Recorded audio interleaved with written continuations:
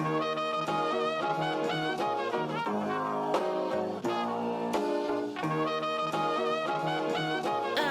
hanging young hero besides your head and spirit? That soul is saying something profound. So welcome to the very first episode of Giant Size Violence, an UltraMega podcast. I'm your host, Grant. And I'm your co-host today, the other Grant. And today, we're going to be taking a look at the first issue of our new favorite comic series, UltraMega, by James Harren. A series that completely captured our interest in just a single issue, so much so that I decided to make a podcast talking about it.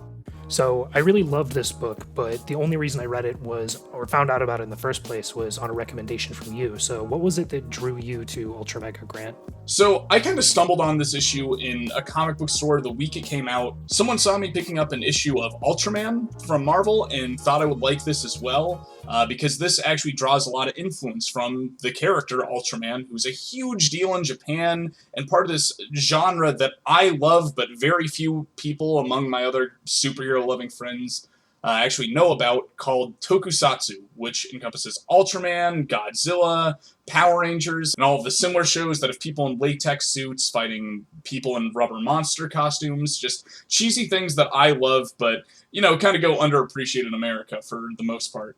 Now, this book acts as just a love letter to all of that, so it's playing right up my alley immediately. But I noticed as I started suggesting this to other people, both those that share these interests with me and those who don't, it was getting resoundingly positive feedback. Even my friends that have no idea what Ultraman is or who didn't even watch Power Rangers growing up, they've had very good things to say about the series after reading it. So I kind of realized that even though this is something written for me, it's written well enough that there's a lot of appeal to it. So that was my number one reason for picking this book, is I want to talk about this, I want other people to read it, and I also really want to do deep dives into the genre that it's pulling from, since, Ultraman is like the Superman of Japan, like as far as, clout and just being a major pop culture icon among their superhero storytelling, and almost none of my friends here know who that even is. So I feel like this gives me a good chance to talk up what's literally my new favorite comic book, as well as a weird genre that I think could use a little more attention that a lot of my favorite comic books of recent years have been pulling from. Now, on top of it just having references to things I love, the art and the writing in this are incredible, and they're both done by the same guy, James Harren. The writing and art alone would make me suggest this to someone, but it goes beyond that. Like, not only does he write a good story, draw it well, but he also addresses a lot of the biggest complaints I have about the comic book industry.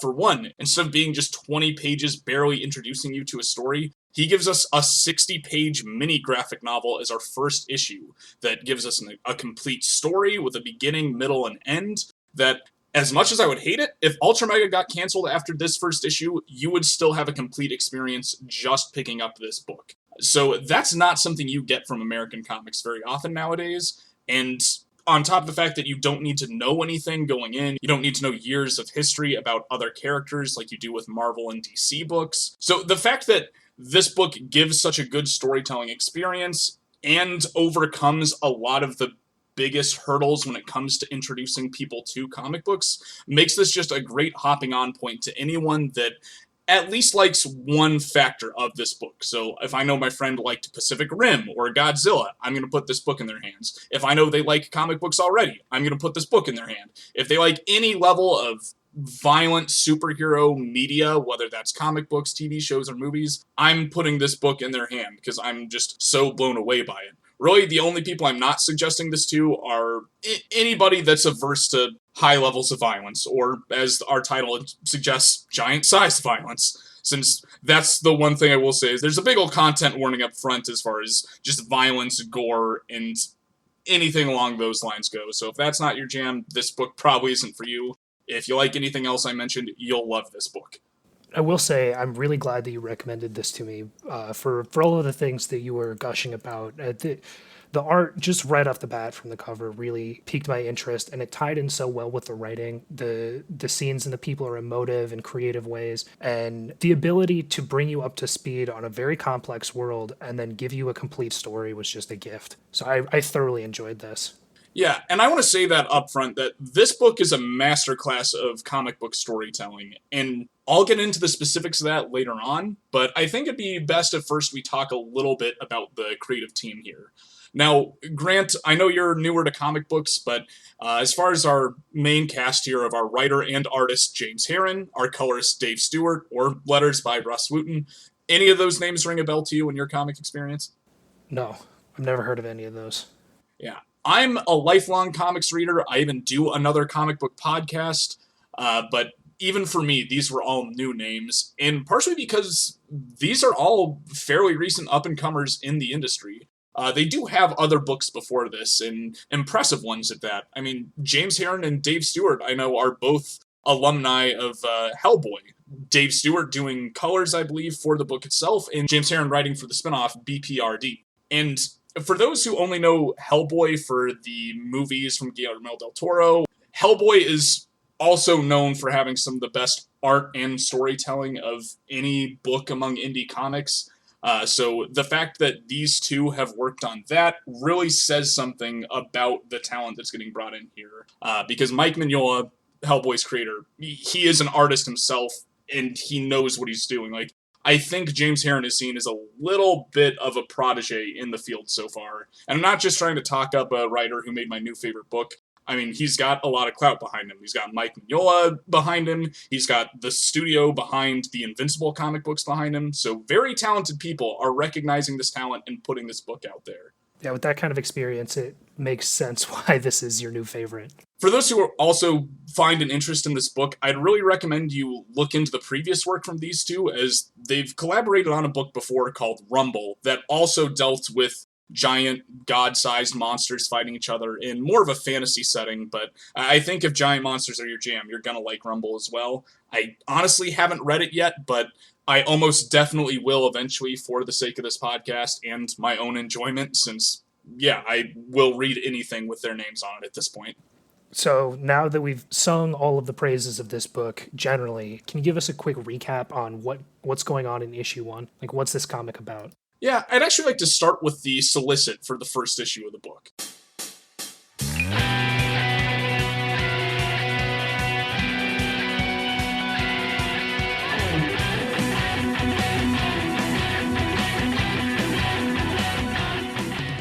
A cosmic plague is spread, transforming everyday people into violent, monstrous kaiju.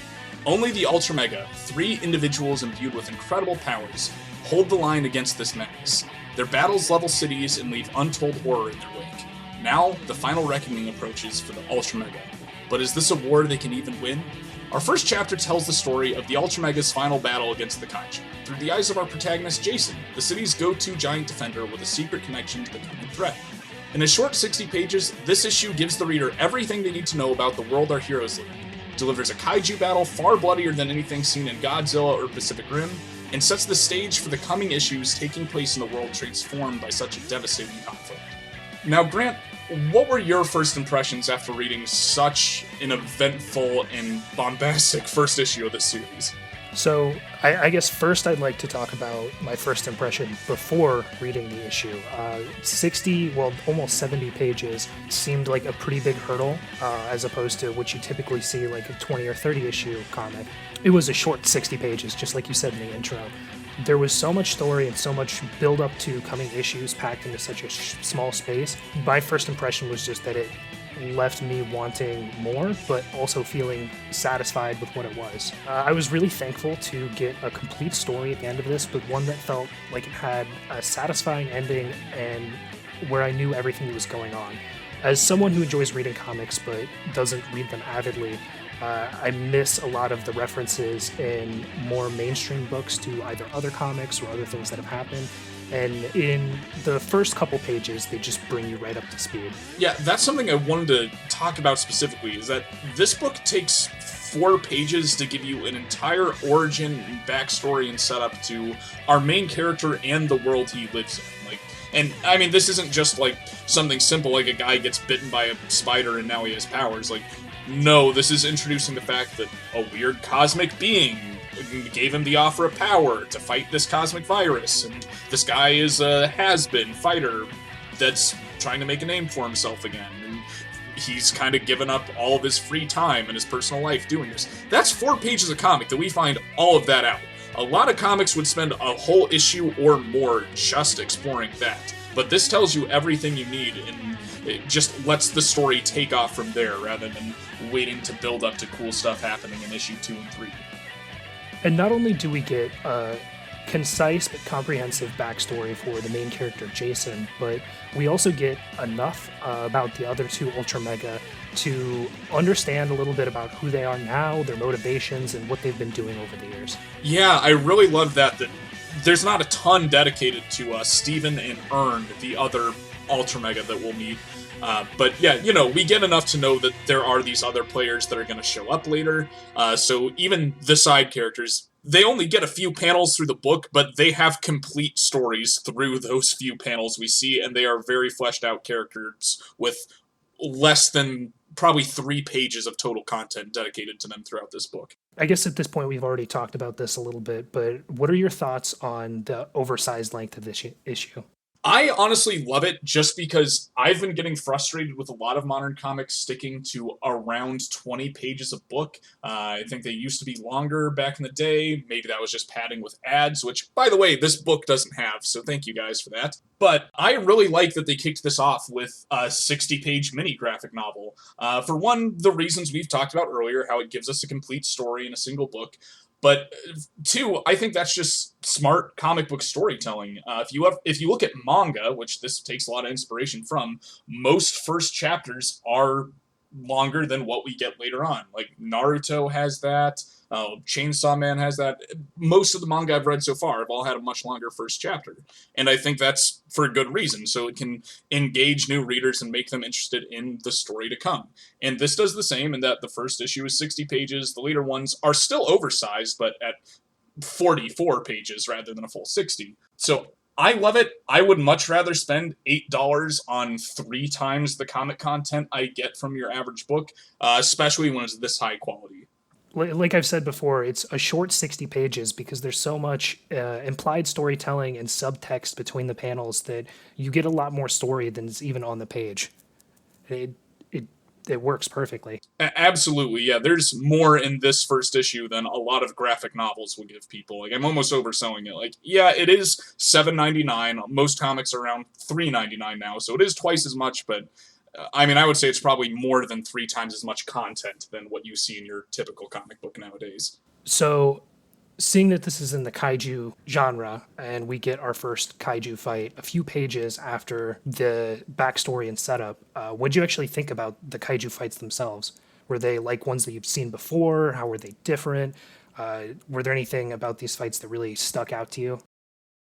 So, one thing I will say is that good kaiju fights are not that easy to find in the realm of comic books. So, for one, yes, I thought the action in this book was incredible. The choreography between the giants and the disparity between sizes really adds to it, but not only do they draw one hell of a kaiju fight here, they also do a lot of things I haven't seen in kaiju media before. Like having people get knocked out by just the concussive force of these things punching each other. Or seeing people drown in blood when one of them gets wounded. Like, that's some gruesome potential realism. I don't know the physics in any of this, but it's just a level of realism I've never seen in a kaiju film, even the really heavy R-rated ones. So that really grabbed my attention early on and made me feel like this is made for mature audiences. I mean, a lot of people have been making kaiju and tokusatsu content for older people, like the recent Power Rangers comics are very much geared to an older audience, but this blows it out of the park. This is like RoboCop levels of violence added to a Godzilla movie, and I love that. Yeah, you mentioned the people drowning in blood. So at some point, one of the kaiju is killed by having its head torn off. And each time I read this, it always comes up unexpectedly that, yeah, there's a lot of blood in one of these giant monsters. So just a tidal wave of blood going through the street is always something that surprises and shocks me. But then after a couple seconds of surprise, I realized, of course, that would happen if this was realistic. A few of the other things that I thought seemed like realistic comic book fights of this scale, like these titanic monster battles, is just the sheer destruction we see of property. You know, it's not just a couple buildings getting smashed through like you might see in a superhero fight and like a car exploding here or there. there are entire streets of cars flung into the air, and 75% of a city getting destroyed just by them bumping into it or going through these buildings. I haven't seen many kaiju fights, but I was in awe of the sheer destruction and how realistic it seemed for battles of these scale. Yeah, and really it's the framing of these fights too that really makes that chaos and level of damage really hit home, because modern kaiju media has been playing a little bit more with like showing large levels of destruction. Like the recent American Godzilla movies have done that, Pacific Rim's done that, and even Shin Godzilla a little bit. But this puts us at the ground level with characters that have names and faces we know. So when we see someone driving a car as the city's streets are like just getting subject to massive earthquakes, or seeing someone kick to try and not drown in a flood of blood, just really adds a level of it adds a level of emotion to this visceral violence that just really makes it stand out and makes you feel how terrible these things are. It's not just an excessive gore fest. Like, it's tugging at your heartstrings while it's showing you these terrible things. Totally. And I think it's really appropriate that you described it as being on the ground level, because in addition to, in a literary and metaphorical sense, oftentimes just based on the perspective of the artwork, during the fights between these giant monsters, we are literally on the ground level. The perspective is from the same point of view as someone in the crowd or cars on the streets. So we're always looking up to these giant fights, or at least often are. Yeah, and I think that's really what makes this hit home, and what makes any entry in this genre work better than others. Or this is one of the main things people use to compare, is like, does it make these big things feel big, or does it make it feel like a few people in bad costumes fighting in a fake city? And I mean, this being a comic book, it has a lot going for it to be able to sell that more than people fighting in rubber suits on a cheap set. But still, I've seen worse kaiju fights in comics, and I've seen things that just feel like superhero fights, but you're supposed to believe these people are giant, rather than just, typical sized heroes fighting. No, this makes you feel the sheer size of this giant sized violence. So I guess while we're talking about the art of these fights, what else did you think about the art of this book? So one thing I love is how this doesn't really look like the other mainstream comics on the shelves right now. And it doesn't even really look like most indie comics that I've been following lately. It does have some level of indie look depending on what corners you're coming from. I can certainly see elements of the Hellboy art style here. But honestly, it reminds me a lot more of the really edgy and fringe indie comics that I've been exposed to just a little over the years. Like some of the more apocalyptic stuff we see here feels very reminiscent to Tank Girl. A lot of the imagery we see with the dystopian cities and robots and just various unpleasant dystopian society details feel like something I would see in an old comic zine like 2000 AD or Heavy Metal. So it's just going for a much more gritty and artistic indie comic style than I'm used to seeing on the shelves, even as someone who reads a fair amount of indie comics. So yeah, I think the art in this is incredible, and that's only made more so by the fact that it's done by the same guy writing all this. Yeah, and there were a couple of things that I think spoke to what I said earlier about telling a lot of story between the panels. Like, for instance, during the kaiju fights, when people are trying to evacuate or get out of the way of either the monster or some other kind of danger, oftentimes their faces are either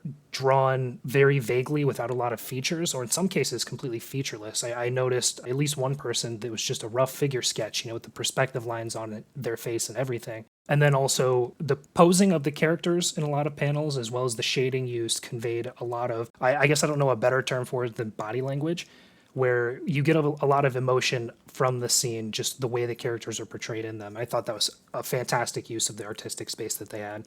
Yeah, and that's one thing I do want to harp on quick, is that the coloring in this is also amazing, and that's also a very important thing in any comic. So Dave Stewart is doing an incredible job here with that. There are certain panels I can pick out while I'm flipping through this book where it's almost like he's got an artistic filter he can apply panel to panel, showing everything being chaotic, terrible, and sickening in one moment, and then in the next using that same coloring and shading to make things look a little nicer and pleasant to show things are at a simpler time. where I'm thinking of this specifically is where we see the flashback to Jason and his first marriage and the upcoming baby, and that some of the panels are in the moment, and we see through not just the lines on his face and the worried look, but also this green tint and coloring to the world that things are bad and he feels sick. Next panel, we get that soft, warm lighting in contrast to some more ominous stuff happening in the same panel. And then just a lot of back and forth in the upcoming panels. I'm not the most articulate art critic. I want to be upfront about that. But I can tell that this guy is doing wonders with the coloring here. And I don't want to just give James Harren all the credit here, since Dave Stewart is doing a lot of work as well with the colors. Yeah, that's a good point. I just said the art, but I guess the artist and the colorist here are separate, and they both did phenomenal jobs. Yeah, absolutely. Yeah, and can't say enough about that. And I always want to give credit where it's due. Every writer in the industry talks about how important letters are as well. Again, not something I can really speak to, but I can tell they're at least done well here, especially when anybody is like shouting or screaming. The way he does his exaggerated letter work works very well. He even kind of incorporates it into the sound effects in many moments, and it just adds a great level of sound to the comic. So please know that lettering is like the most undervalued skill in comics from what I hear, and yeah, one more thing that is done incredibly well in this amazing book. That's a really good point, because one of the action scenes, not one of the fights, but at some point Jason is frantically driving somewhere because he's just realized that something terrible is going on, and he thinks that he might be able to stop it if he makes it somewhere in time. So he's just borrowed a police car and is frantically driving to this location and then crashes the car. So during that, the perspective of the art, the coloring of the scene, and then the lettering, both the typeface used in the lettering as well as the arrangement of the sound effects really adds a depth to the scene where it turns into as action-packed a scene as you'll see in any book. Yeah, it really does add motion to it using the lettering, coloring, and everything. So yeah, like when I say this book is a masterclass in storytelling, it's not just the writing and the concisiveness of it. Like the way the action is portrayed using every element of this creative team is incredible. It's comics at its finest. It feels like everyone is firing on all cylinders and really making this stand out among a market of other great indie books.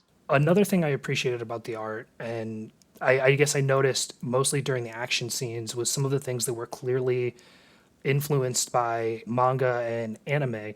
So, for instance, the special moves that they use, they always shout out the names, and they use moves that are very reminiscent of, well, I guess for me, it was reminiscent of like a Dragon Ball Z fight. And then at one point during one of the fights, one of the UltraMega transforms into a different form.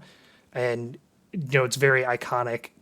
He's cloaked in energy, does a power stance, and all of that dissipates, and then he looks different, fiercer, and just leaps into the fight right after. Were there any other anime influences that you picked up on throughout the book? Yeah, actually, that scene in particular actually reminded me of Neon Genesis Evangelion, more so than just like Dragon Ball or your typical shonen anime. Yeah, and for those who aren't aware, Neon Genesis Evangelion is a huge 90s mech anime that's been very influential. It's like the Watchmen of mech anime. But yeah, this could just be coincidence, but I thought what this character transforms into looks very much like the weird kind of fleshy robots from that anime, and the fight scene that ensues is also kind of reminiscent in its how fast-paced or how fast-moving these large people are, and just the kinetic energy of everything happening. That was something I appreciated about a lot of the fight scenes. I mean, usually what I would expect to see is a longer, more drawn-out fight with thinking and maybe some dialogue between characters. And although we get a little bit of that at this final battle towards the end, both of the big fight scenes are incredibly quick. I mean, the first one's done in just a couple of pages of actual fighting. They're brutal, they're quick, and that seems a little bit more realistic than standing around and thinking. Like, they literally don't have time to think, and it's very clear. Yeah, actually, absolutely. You're right there in that it's The action feels almost more fast-paced than what you see in a typical anime now. And yeah, it does add an urgency to this fight that the book emphasizes is going over a long period of time.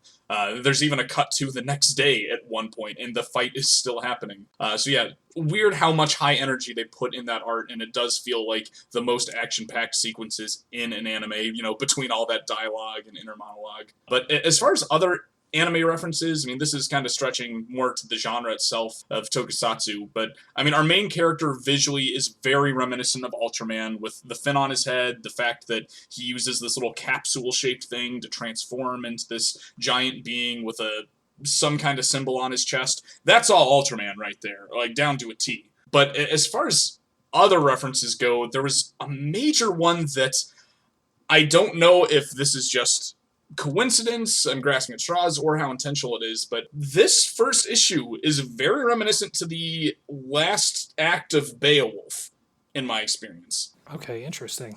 We're going to get into a little bit of spoilers territory here, so sorry for this, guys, but I mean, the whole dynamic of this fabled hero facing his final battle against basically his monstrous wife and their inhuman child, that's Beowulf to me. I mean, I am no Beowulf scholar, but that's all I was thinking of as I was going into this. Yeah, it's the same basic plot.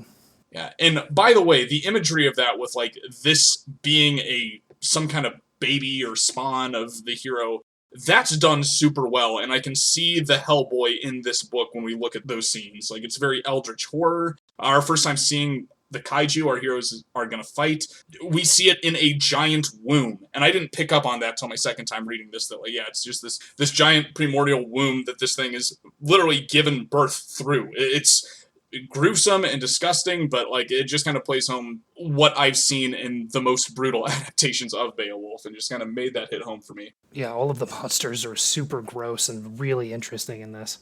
And that one, far and away, the most gruesome and most interesting, potentially. And other references I was picking up on, did you notice anything with the naming conventions in this book? What do you mean? So some of these were kind of subtle references at first, like our main character being named Jason. Thought that might be a callback to the original Power Rangers team, since the first Red Ranger was Jason. That's the weakest of my comparisons, but after that, we start to see, like, almost biblical naming conventions here, and that the first wife that gives birth to this monster is named Lilith, which harkens back to, like, Hebrew legend and, like, Lilith, the first demon. I don't know, most of what I know about that character is coming from Supernatural, but, I feel like that one definitely couldn't have been a coincidence with her being a mother of monsters. Oh yeah, I feel like that's done pretty often. And the last one I felt pretty stupid because I didn't realize it until, like, 3 issues in, but the upcoming main character being named Noah, and they're the only survivor of a flood. Okay, that's pretty on the nose. Yeah, I mean, it's on the nose, but, like, it did take me 3 issues of this book to notice that, but I enjoyed the naming conventions used here. I'm not going to give them any gruff for that. Huh. I guess I don't know is Noah even in the first issue? Yeah, he's in the first issue, as the baby, of course, and then in the very tail end of the book, we see him as they're queuing up issue 2. Like, is his name in the book? Yes. Yeah, okay. They named the baby at least at one point. Yeah, I totally missed out on all of that. It's good to see that there are other fun homages and references throughout the later issues. Speaking of the later issues and what's coming up in this series, I was curious, as a newcomer to the genre and this comic, Grant, how likely are you to recommend this series to others going forward, based off this issue and what you've read so far? So I've only read the first issue so far. Just based off that, this is something I would wholeheartedly recommend to anyone interested in reading comics, just because, like I've said, it has a complete story. It's so well done.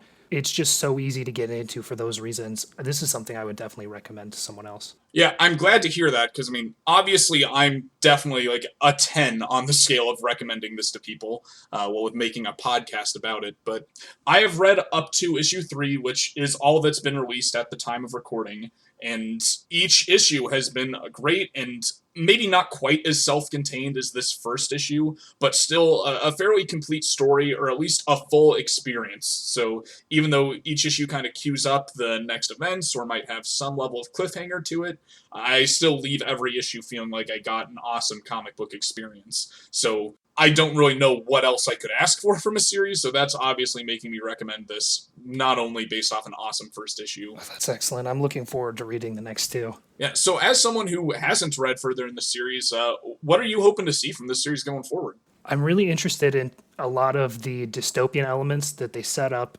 throughout the first issue, but they really capitalized on in the epilogue portion. It's clear some time has passed and everything looks different. It's a lot more Fallout. I'm getting vibes of some totalitarian regime being set up, and I'm really stoked to see what they carry through with that. All right, and that's something we barely even touched on, just the epilogue setting up the next few issues. Again, a great job with concise storytelling, and that this opened with 4 pages telling us everything we needed to know about the hero, proceeds to give us 50 pages of an amazing kaiju fight in this world, and then wraps up with about 5 or 6 pages telling you everything you're going to need to know for issue 2. And I think you're going to be very happy with what you see in the next few issues, since the dystopian world they explore is very interesting, and unlike the thousands of dystopian worlds I've seen before it. So I think you're really going to enjoy that.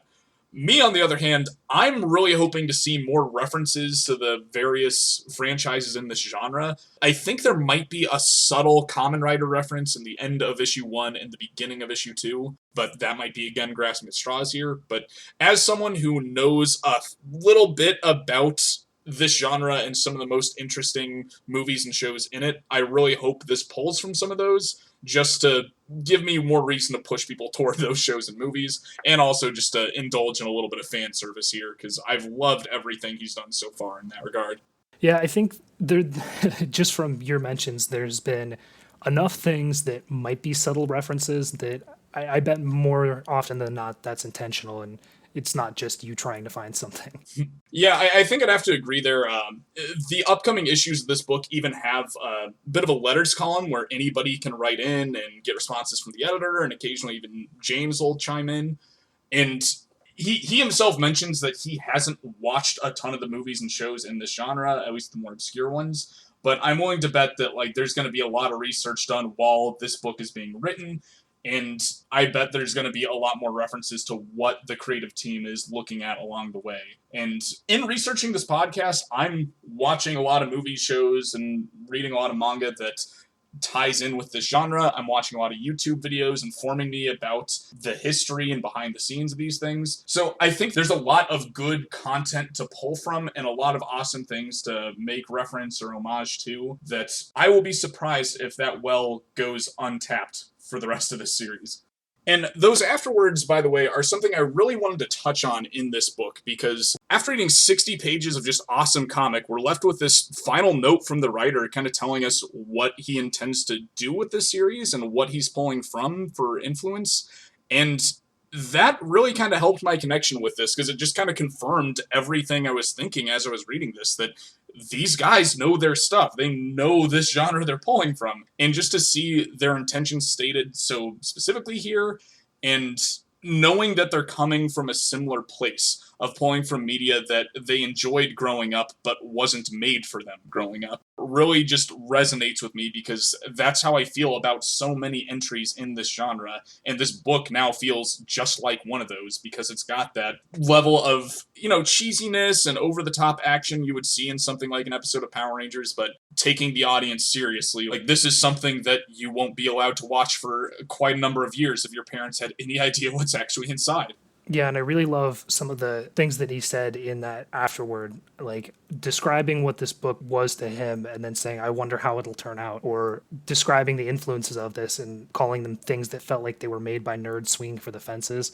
And then it ends with thanks for giving it a try. So you can just really tell from that the writer and the creator really loved making this book, if it wasn't already clear from the book itself. And that was just really nice. Yeah, and I mean, with the afterward bringing this book to a close, I'd kind of like to bring our episode to a close here as well. I would like to thank everyone listening for giving the first episode of our podcast a try. If you want to follow us on social media to follow upcoming episodes, we're on Facebook as Giant Size Violence and on Twitter as @UltraMegaCast. We hope you join us again in our upcoming episodes, where we'll be looking into the later issues of this series so far, as well as some of the movies and shows this comic draws influence from. Finally, I'd like to leave you with an excerpt from James Harren's afterword from issue 1. Honestly, I hope it leaves you as excited as we are for what this series has in store. I don't know much about it, but I love this genre. A colorful giant humanoid wrestling hand-to-hand with a giant tumorous dinosaur dipped in abstract art over a slate gray urban landscape. It's a glorious image. For whatever reason, I felt it necessary to take this image of fun, adolescent goof-em-ups and combine it with body horror and the grotesque consequence of power and human frailty. I wonder how it'll turn out. Freedom can't be seen by downcast eyes. So raise your gaze up till your 10 feet tall and shake your fist to the sky. Refuse to die or let them make you small, cause they love just to see you convinced you're just a brick in the wall. But you're not just a brick in the wall. La da da da da.